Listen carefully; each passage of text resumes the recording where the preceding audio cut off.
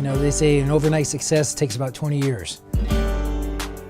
Actually, in 1999, our city had the foresight to be very inclusive with offering domestic benefits for partners. I mean, having grown up here, I always felt that our city is inclusive. We had a discussion about what we could do to take Tempe in the right direction and to go one more step forward. We saw that the town of Bisbee had done a civil unions ordinance, but realized there were probably going to be some challenges based on the Arizona Constitution. So we then turned to the city of Phoenix, who had recently passed an anti-discrimination ordinance of its own.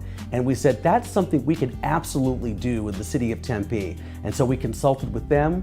We talked to Equality Arizona, the Human Rights Campaign, Lambda Legal.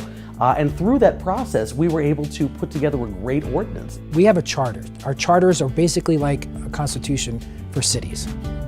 Having an ordinance where it really validates how inclusive we are means a lot to our community. It's a sense of pride. It validates my own personal beliefs and how important inclusion is as it relates to gender identity, sexual orientation, religion, your heritage. If you look at the world today, it's inclusive.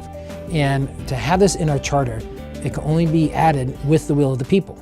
Nearly 70% of the vote supported the charter amendment. The fact of the matter is 70% is not a squeaker. 70% is a landslide, and that means if you can do it in Tempe, you can do it in Mesa, you can do it in Chandler, you can do it in Gilbert, you can do it all across the valley, you can do it all across Arizona, because the numbers are there, and that was equally exciting to me.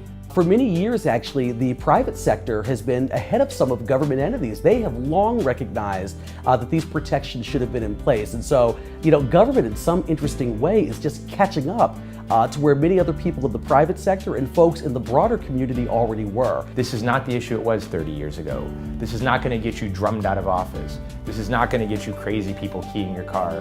This is going to get a whole bunch of people saying, I don't even know why we need it anymore. And I don't think we're there, but I think we're getting there. And that's really exciting. We treasure the quality of life in our community. And this just continues to make our quality of life that much better by being completely inclusive. It makes me so proud that we're able to score 100% on the Equality Index. There's only 36 cities, and we're one of those 36 cities.